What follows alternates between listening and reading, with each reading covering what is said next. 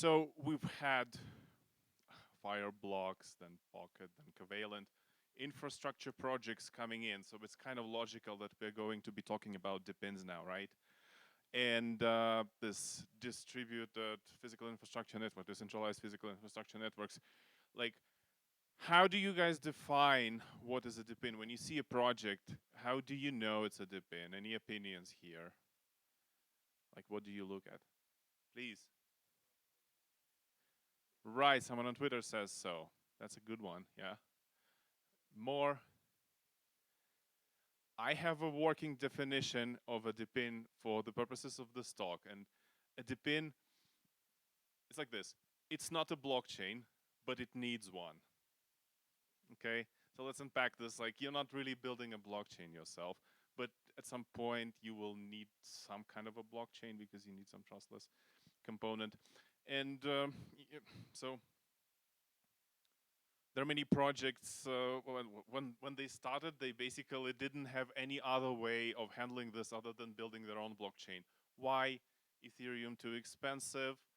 L2s didn't exist. Then you always need something bespoke. You always need some kind of feature that's not available anywhere. So now in 2024, the situation flipped. There's so many choices out there, and like this is a very, very like incomplete slide. So there's many more projects out there, and there's many more chains, and the relationship is complicated. So we need to answer the question, maybe, which chain do I use to kind of do all my accounting for my DePIN? And that would be the wrong question. And the right question I'm going to ask is this. Are DePIN projects, is their counting, is it a special enough problem that we can slice and dice our system to approach it in a different way? And at 1KX, we believe that the answer is yes, that it's a problem that's special enough, but we also know that there is no silver bullet. So this presentation will give you no answers, we'll ask you even more questions.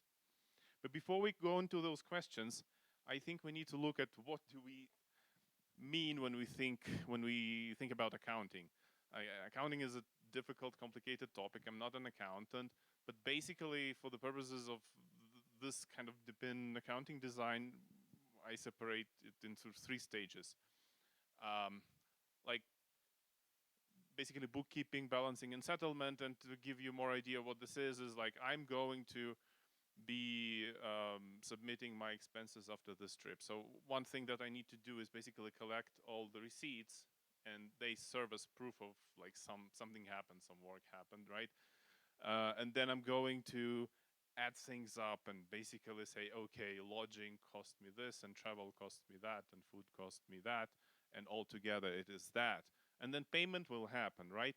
And these are separate stages, and sometimes like founders approach us and ask questions about this, and we have to explain, like, there's multiple stages, and they don't have to be done in the same way.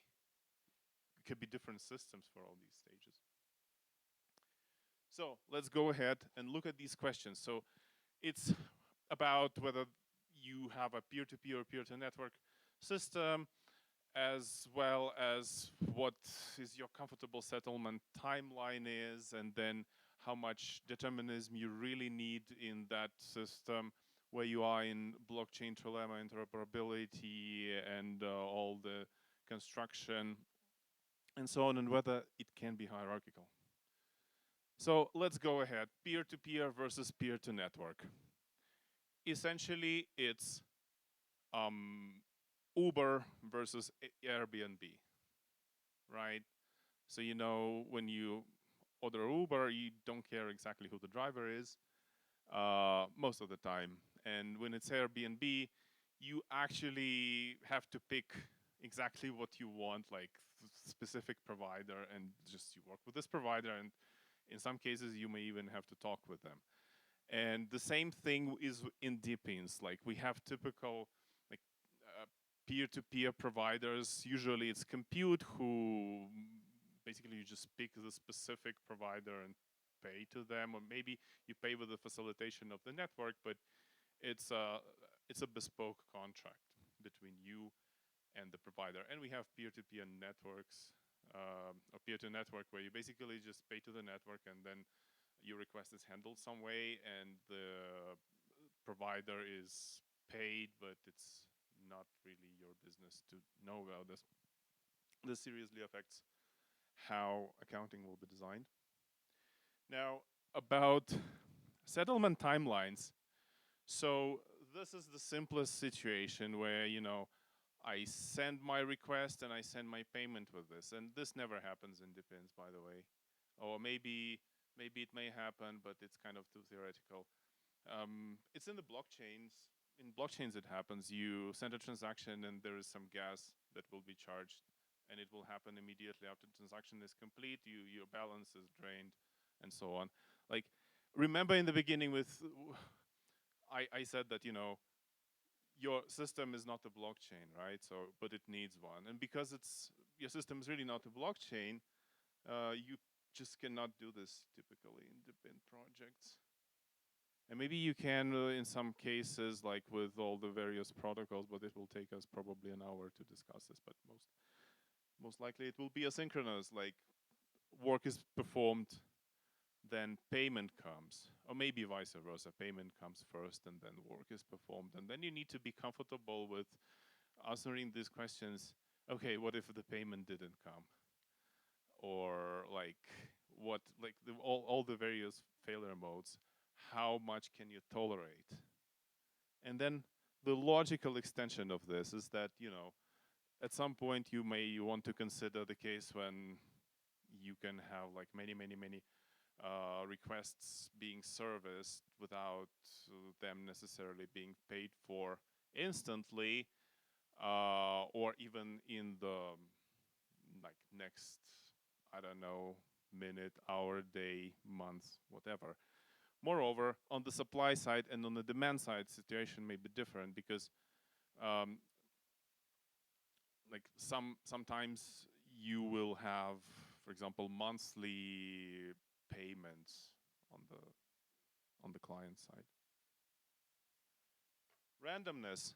So if you didn't look into probabilistic micropayments, I think one thing to know is that in computer science in general, when you have a very difficult problem and you cannot calculate it, you can often try randomness, like Monte Carlo stuff and all this. Is and also in algorithms, like many well-known algorithms, like even quicksort, like one of the most straightforward quicksort solution involves randomness, right? So this is pretty fundamental. So the question is, and the best analogy, like for example, we go as a team, like at work, to a restaurant, and we do it very often. And what we can do is basically pick a random person to pay for everyone. And if we do this long enough, we'll be all square on average, and we will have 5 times fewer transactions. Like if it's 5 people, or if it's 10 people, it's going to be like 10 times fewer transactions. And this is how we can achieve a lot of savings. The QR code links to a dissertation on this topic that I find it's a very good kind of overview of what's available in this topic. Now, the decentralization, why is it important? Like where we are in the blockchain triangle is because in some cases, the supply side and the demand side of a DePIN have different decentralization parameters. We can see sometimes that, you know, the providers are sufficiently decentralized and permissionless because it's important that on the provider side, you are not able to do anything bad. There is no censorship or something else, like the reason that we have decentralization. But on the demand side, you might just have like customers with traditional Web2 access and traditional like credit card being charged monthly or something like that.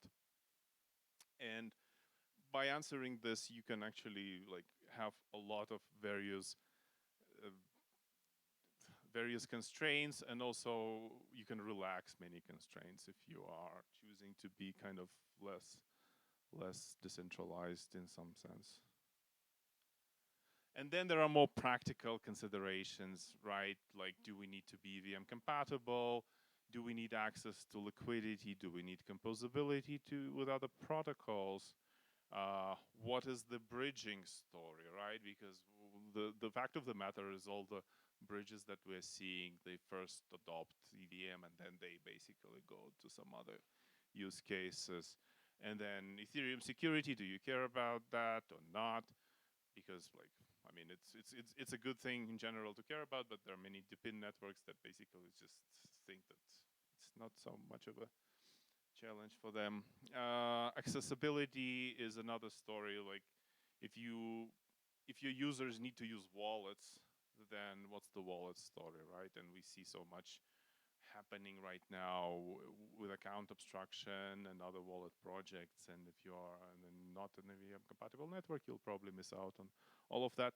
But on the other hand, like, who doesn't like to build their own L1 network? I mean, like, it's just so satisfying to kind of roll up the sleeve and do something bespoke. So, and if you want full control over it, go ahead and do it. And then, of course, this is probably an obvious dimension. Is it L1, L2, public, or app specific? And we have seen all of those, right? So we have L1s that support DePIN accounting, even Ethereum. Solana is super prominent. Moonbeam has been mentioned by Covalent, and let's see where this goes in the future, right?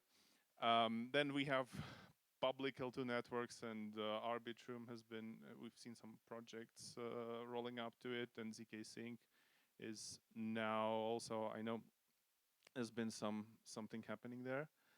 And then prominently own L1 networks are pretty much all the storage protocols like Filecoin and everyone else. Like, they have basically their own L1s, like Pocket Network, famously, right? And then app-specific tools, app chains are now, we can see a few projects that recently started using Caldera.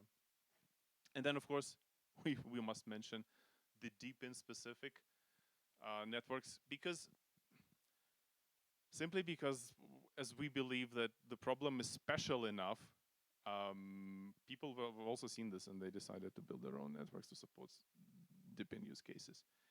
And last but not least, sometimes founders come to me, and I literally like have this conversation multiple times when they ask, okay, my new system will need like at least like 1 million QPS in capacity in the future because it will be scalable, it will conquer the world. How do I do this? And my response to this is usually, okay, do you really need 1 million QPS? Maybe you need, I don't know, 100 shards or 100 subsystems, partitions and whatnot, each of which can handle 10,000 QPS. Does that sound easier? Yeah, it does. And even in that 10,000 QPS, maybe you can split it into another 100 pieces, each of which will handle 100. So you get 100 by 100 by 100, you will get this 1 million QPS, but you never have a single system that handles like 1 million QPS. You just have a hierarchical accounting, that hierarchical accrual that actually bubbles up to the top and then settles at the top chain. That's basically the key idea. So these has been like the 7 questions that we think is worth asking, and enjoy building DePINs.